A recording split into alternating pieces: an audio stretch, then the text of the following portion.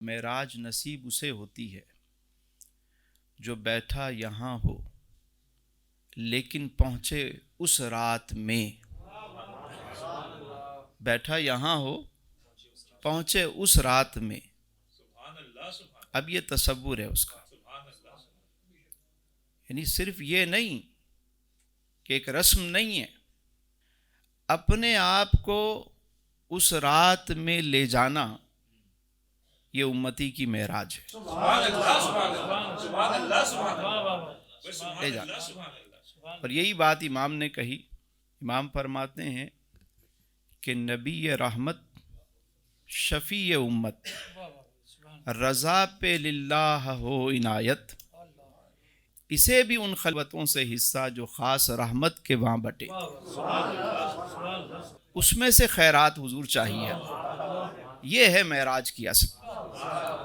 صرف رسمن نہیں بیٹھیں، جسم یہاں ہو لیکن روح مدینے میں ہو، اس بارگاہ میں ہو کہ حضور آج تو شب معراج ہے، حضور کرم ہو جائے غلاموں پر.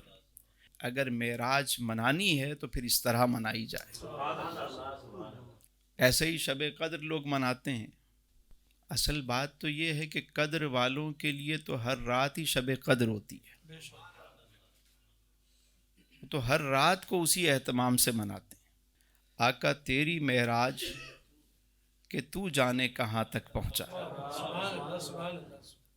حضور کی معراج کو کوئی بیان کر ہی نہیں سکتا، اس کا حق ادا کر ہی نہیں سکتا، کیونکہ یہ جو ایک سفر ہے جو مسجد حرام سے مسجد اقصیٰ تک ہے، یہ حضور کا عالم بشریت کا سفر ہے. مسجد اقصیٰ سے جو آسمانوں کی سیر ہے یہ حضور کا عالم نورانیت کا سفر ہے. اور وہاں سے آگے سدرۃ المنتہا سے آگے وہ جو لامکاں ہے، وہ کیا مکاں ہے رب جانے اور اس کا محبوب جانے، یا جانے والا جانے یا بلانے والا جانے. وہ کیا مقام ہے ہم تو نہیں جانتے. وہ حضور کے عالم حقیقت کا سفر ہے. حقیقت محمدی کو صلی اللہ علیہ وسلم رب کے سوا کوئی سمجھ نہیں سکتا. جبریل امین رک گئے کہ حضور آپ آگے جائیں، پر چلتے ہیں. تو مجھے بتائیے اس موقع پر میرے آقا نے کیا فرمایا؟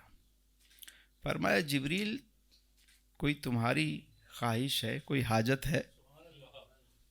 اور یہ اس بات کا جواب تھا جو آپ کے جد اعلیٰ سیدنا ابراہیم علیہ السلام سے جبریل امین نے پوچھا تھا.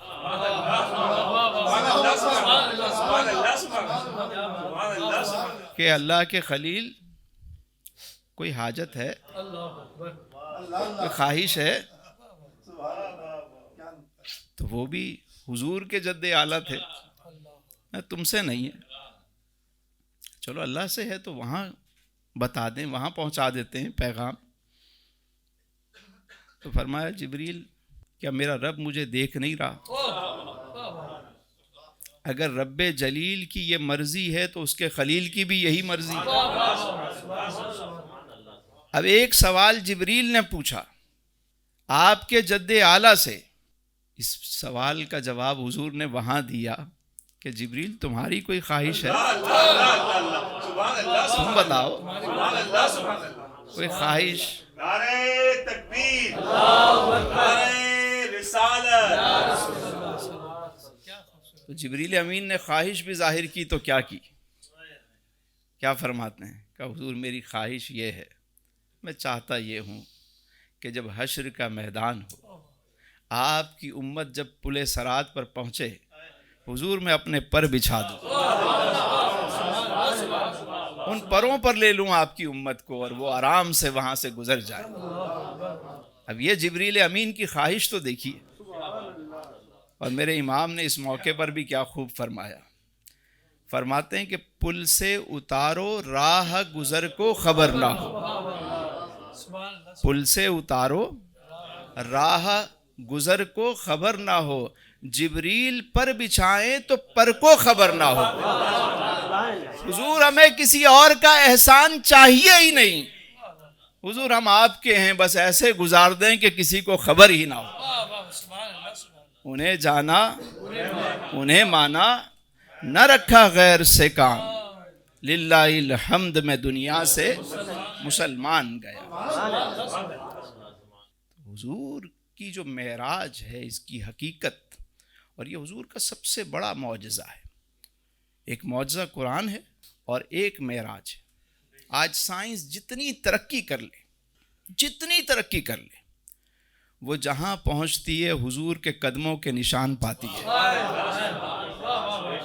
یہ دیکھیں ٹائم اسپیس کا دور ہے، ریسرچ ہوتی جا رہی ہے. بھائی اس دور کی سائنس نے تو انکار کر دیا تھا نا. ابو جہل کیا تھا؟ عقل انسانی تھی، اس نے انکار کر دیا. اس نے کہا ایسا کیسے ہو سکتا ہے کہ کوئی شخص مسجد حرام سے مسجد اقصی جائے اور واپس آ جائے رات کے ایک پہر میں. انکار کیا. مجھے بتائیں آج کوئی شخص انکار کرے گا کہ بھئی رات کے ایک پہر ایک شخص مسجد حرام سے مسجد اقصی جاتا ہے واپس آتا ہے؟ وہ کہیں گے ایک دفعہ کیا 2 دفعہ ہو کر آ جائے گا کوئی. سائنس نے اتنی ترقی کر لی، کوئی جا سکتا ہے، آ سکتا ہے. لیکن اس وقت کی جو عقل انسانی تھی، جو سائنس تھی، اس نے انکار کر دیا، نہیں ہو سکتا. آج سب مان رہے ہیں.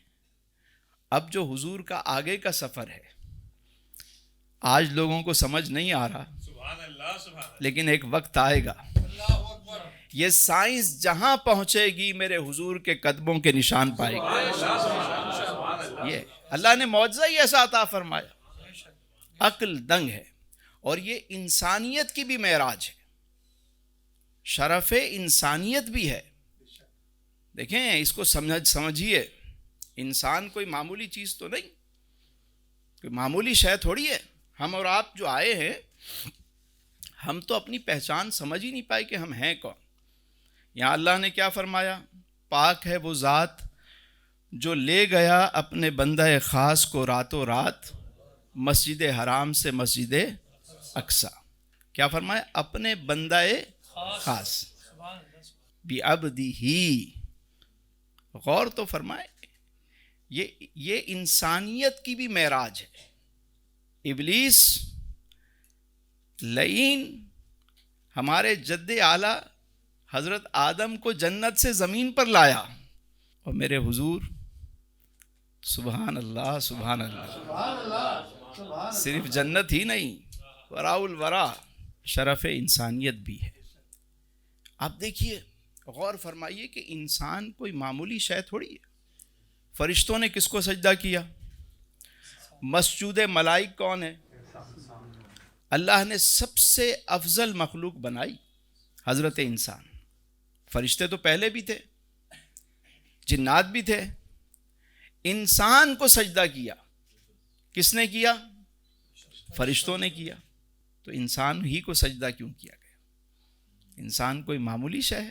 قرآن کریم میں ہے کہ جس نے کسی ایک انسان کو قتل کیا اس نے پوری انسانیت کو قتل کیا، اور جس نے کسی ایک انسان کی جان بچائی اس نے پوری انسانیت کی جان. ایک مرتبہ میرے حضور صلی اللہ علیہ وآلہ وسلم کعبے کا طواف فرما رہے، اور حضور کعبے کے سامنے رک گئے. فرمایا کعبہ، اے کعبہ تیری خوشبو کتنی اچھی ہے، تو کتنا حسین ہے، تیرا مقام کتنا بلند ہے. لیکن قسم ہے اس ذات کی جس کے قبضہ قدرت میں میری جان ہے، ایک مومن کی حرمت عزت رب کعبہ کی قسم تجھ سے زیادہ ہے. ایک مومن کی. آج کوئی کعبے کو چھری لے کر کاٹنا شروع کرے، کوئی اس کو چھوڑے گا؟ لیکن ایک مومن کی حرمت اس سے زیادہ ہے. مومنوں کے گلے کٹ رہے ہیں، انسانوں کی بے توقیری ہو رہی ہے. انسان کوئی معمولی شے نہیں، بس ہم اپنے آپ کو پہچانتے نہیں ہیں کہ ہم کون ہیں. اللہ نے جو شرف بخشا انسان کو بہت بلند ہے. میرے حضور فرماتے ہیں کہ جو 2 چیزوں کی ضمانت دے کہ میں اسے غلط استعمال نہیں کروں گا، میں اسے جنت کی ضمانت دیتا ہوں. فرمایا دو ہونٹوں کے درمیان اور دو ٹانگوں کے درمیان زبان اور شرمگاہ ضمانت دے، کوئی ضمانت دے، حضور فرماتے ہیں کہ میں اسے جنت کی ضمانت دیتا ہوں۔ بتائیے، فرمایا المسلم من سلم المسلمون من لسانہ و یدہ، حضور فرماتے ہیں کہ مسلمان وہ ہے کہ جس کے ہاتھ اور اس کی زبان سے دوسرا مسلمان محفوظ رہے۔ کتنی احادیث ہے کہ تمہاری زبان سے اور تمہارے ہاتھ سے دوسرا مسلمان محفوظ رہے۔ اللہ رب العزت اپنی مخلوق سے بڑی محبت فرماتا ہے۔ فرمایا لا تقنطوا من رحمت اللہ، میرے بندے میری رحمت سے نا امید۔ یہاں رحمت سے مراد کیا ہے؟ کبھی غور کیا آپ نے؟ سبحان اللہ، سبحان اللہ۔ اللہ نے فرمایا میری رحمت سے نا امید مت ہونا، تو رحمت کون ہے؟ رحمت مجسم کون ہے؟ رحمت مجسم کون ہے؟ میرے حضور کی ذات ہے۔ حضور رحمت للعالمین ہے، رحمت مجسم ہے میرے سرکار، اور رب فرما رہا ہے میری رحمت سے نا امید مت ہونا، مطلب یہ کہ میرے محبوب کا دامن مت چھوڑنا۔ حضور کے دامن کرم سے وابستہ ہو جائے۔ ہماری معراج حضور کے قدموں میں ہے۔ تیری معراج کہ تو جانے کہاں تک پہنچا، اور میری معراج کہ میں تیرے قدم تک پہنچا۔ آقا تیری معراج کہ تو اپنے خدا تک پہنچا، اور میری معراج کہ میں تیری ثنا تک پہنچا۔ آقا تیری معراج کہ تو رب جلی تک پہنچا، اور میری معراج کہ میں تیرے علی تک پہنچا۔ تو ہماری معراج تو حضور کے قدموں تک پہنچنا، تو حضور کے قدموں سے وابستہ رہیں۔ ایک اور بات بڑی اس واقعہ معراج میں ایک بڑا لطیف نکتہ بھی ہے، اور وہ سمجھنے والی بات ہے، اور وہ یہ ہے کہ واقعہ معراج پیش کب آیا، کس موقع پر پیش آیا؟ سن 10 ہجری ہے۔ اس موقع پر ہوا کیا؟ 3 سال شیب ابی طالب میں آقا کریم علیہ السلام کو محصور رکھا گیا، سوشل بائیکاٹ کیا گیا 3 سال، اور جب وہ معاہدہ ختم ہوا، اللہ رب العزت نے ایسا کرم کیا۔ دیکھیں رب جب کسی کو نکالتا ہے نا تو اسباب کیسے بناتا۔ پہلا معاملہ تو یہ ہوا کہ انہی میں سے مشرکین مکہ میں سے کچھ سردار کھڑے ہو گئے۔ انہوں نے آپس میں بات کی کہ یار ہمارے بچے اچھا کھاتے ہیں، ہم سردیوں میں مزے سے سوتے ہیں، گرمیوں میں مزے سے رہتے ہیں، اور ہمارے ہی لوگ محصور ہیں، انہیں کھانا تک نہیں پہنچ رہا، یہ کیسا ظلم ہے؟ ہم سب مل کر اس کے خلاف آواز اٹھاتے ہیں۔ اب دیکھیں اللہ جب کسی سے کام لینا چاہے، کسی کو نکالنا چاہے، تو اسباب کیسے بناتا ہے۔ 5 سردار تیار ہوئے، انہوں نے کہا کل جا کے ہم جو مجلس ہوتی ہے ابو جہل کی، ہم جا کر ایک ایک کر کے بات کریں گے۔ اور دوسری طرف نظام دیکھیے، میرے حضور نے اپنے چچا کو بلایا، فرمایا چچا جان آپ بھی صبح جائیں، جب ان کی مجلس ہو تو آپ بھی وہاں قریب جا کے بیٹھ جائیں، اور ان کو بتائیں کہ وہ جو معاہدہ تھا جو انہوں نے لکھ کے لگایا ہوا تھا وہ تو دیمک کھا گئی، اس کا تو نام و نشان نہیں ہے۔ جناب ابو طالب بھی وہاں پہنچے، دیمک نے اپنا کام کیا، اسباب ایسے بننا شروع ہوئے کہ جب صبح بات چیت ہوئی ایک سردار کھڑا ہو گیا، اس نے کہا جی انہی میں سے مشرکین مکہ میں سے، اس نے کہا ایسی ایسی بات ہے، ہمارے بچے کھا رہے ہیں اور بنو ہاشم جو ہے وہ محصور ہیں، یہ ظلم ہے۔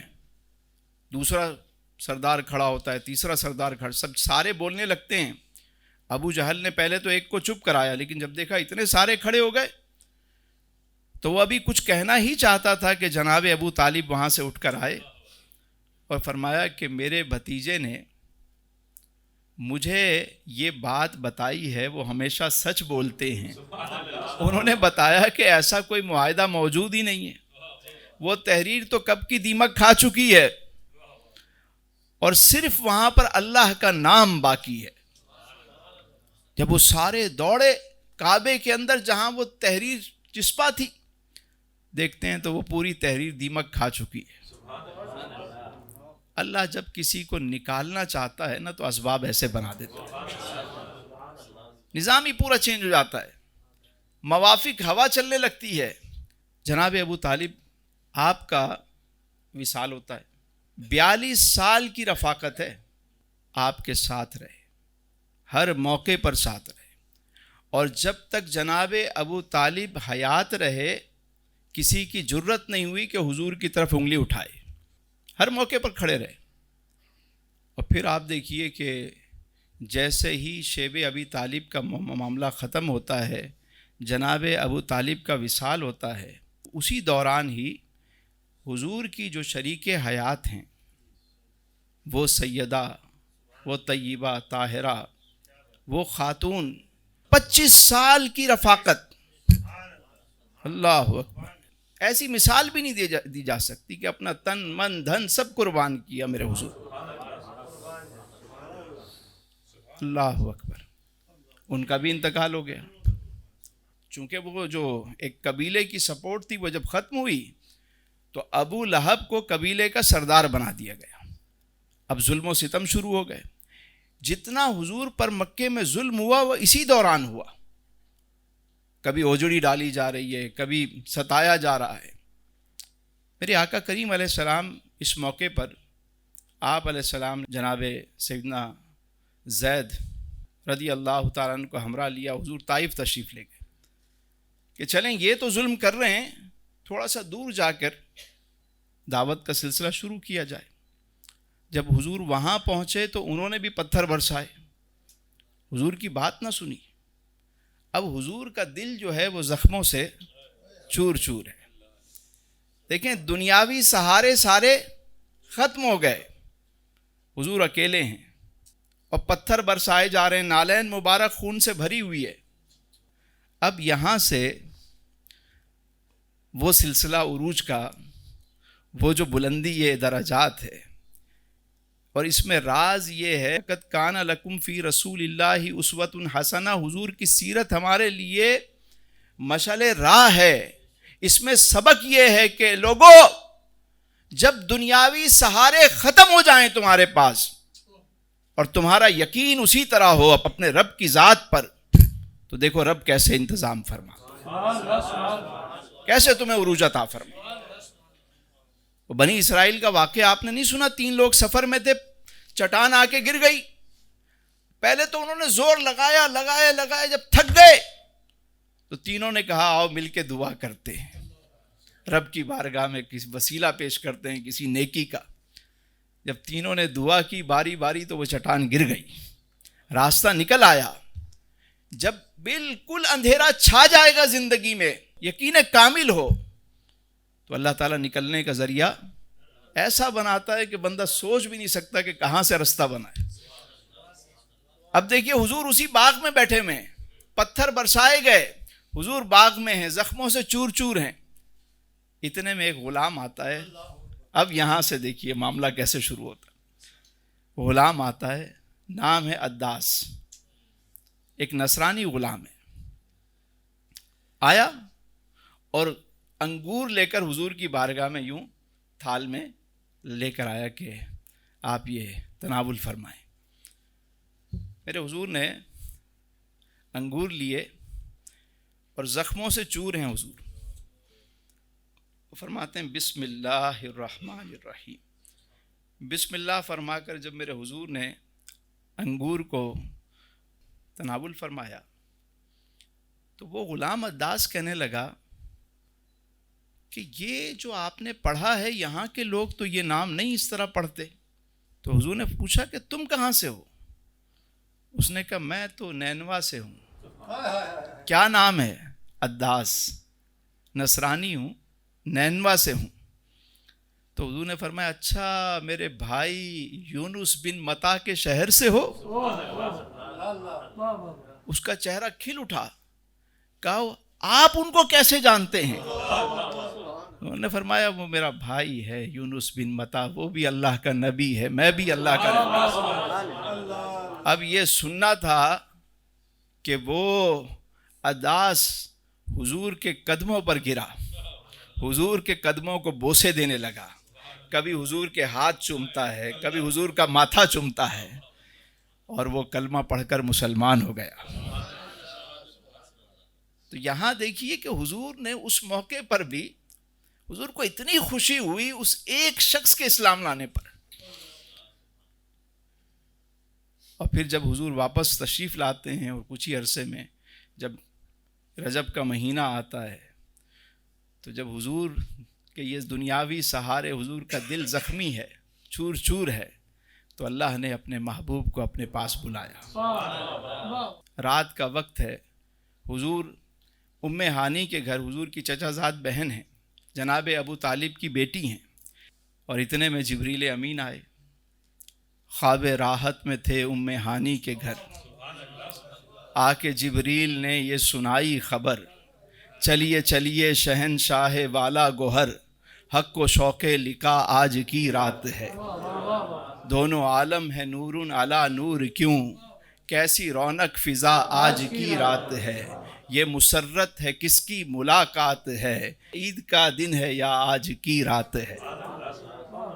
باغ عالم میں باد بہاری چلی، سرور انبیاء کی سواری چلی، یہ سواری سوئے ذات باری چلی، حق و شوق لقا آج کی رات ہے، عطر رحمت فرشتے چھڑکتے چلے، جس کی خوشبو سے رستے مہکتے چلے، چاند تارے گلوں میں چمکنے لگے، کہکشاں زیر پا آج کی رات ہے۔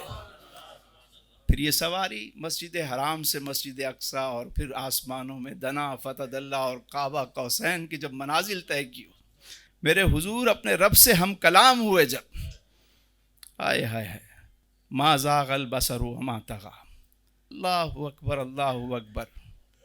میرے حضور نے اپنی امت کو اس وقت بھی یاد رکھا، حضور اپنی امت کو وہاں بھی نہیں بھولے۔ رب اپنی مخلوق سے پیار کرتا ہے، اپنے محبوب سے پیار کرتا ہے، اور حضور اپنے رب سے پیار کرتے ہیں اور حضور اپنی امت سے پیار کرتے ہیں۔ ہم یہ تو کہتے ہیں کہ اللہ کے محبوب، لیکن محبوب مصطفیٰ کون ہے اس کو ہم بیان نہیں کرتے۔ حضور اپنے رب سے پیار کرتے ہیں اور اللہ کی مخلوق سے پیار کرتے ہیں۔ آج بڑے بڑے لوگ جو حضور کے نام کا کھاتے ہیں، ہاتھ ملائیں گے کسی امتی سے تو یوں کر کے، اتنا سا یوں اکڑ کے، تمہیں شرم نہیں آتی؟ بڑے بڑے گدی نشین یوں ہاتھ ملائیں گے حضور کے امتیوں سے، شرم نہیں آتی تمہیں؟ تیرا کھائیں تیرے غلاموں سے الجھیں۔ یہ شعر در حقیقت ایسے لوگوں کے لیے لکھا گیا ہے کہ تیرا کھائیں تیرے غلاموں سے الجھیں، ہے منکر عجب کھانے غرانے والے۔ حضور کی امت کو حقیر سمجھتے، ایک ایک فرد حضور کو پیارا ہے۔ حضور جتنی محبت اپنی امت سے کرتے ہیں کوئی اور کر ہی نہیں سکتا۔ رب اپنے بندوں سے جتنی محبت کرتا ہے کوئی کر ہی نہیں سکتا۔ اللہ اکبر۔ اس موقع پر یہاں تو ذرا کوئی بلند ہو جائے سب کو بھول جاتا ہے، حضور وہاں پر بھی اپنی امت کو یاد کر۔ شاہ نے کی عرض امت گناہگار ہے، بخش دے میرے مالک تو غفار ہے، تجھ کو آسان ہے نہیں دشوار ہے، فکر روزے جزا آج کی رات ہے۔ پھر یہ حق نے کہا ماہ پارے نبی، تو میرا چاند ہے اور تارے نبی، ایسا گھبرانا اے میرے پیارے نبی، ایسی جلدی بھی کیا آج کی رات ہے۔ ارے لطف جب ہے کہ دیکھیں گے سارے نبی، ہوگی تیری شفاعت پہ رحمت میری، بخش دوں گا قیامت میں امت تیری، تجھ سے وعدہ میرا آج کی رات۔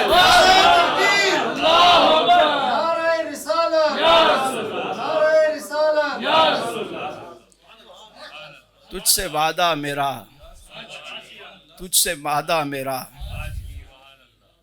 شاہ دولہا بنا، شاہ دولہا بنا، شاہ دولہا بنا۔ چلیں آج اس موقع پر کھڑے ہو کر سارے اپنے آقا و مولا کی بارگاہ میں ہدیہ سلام پیش کریں۔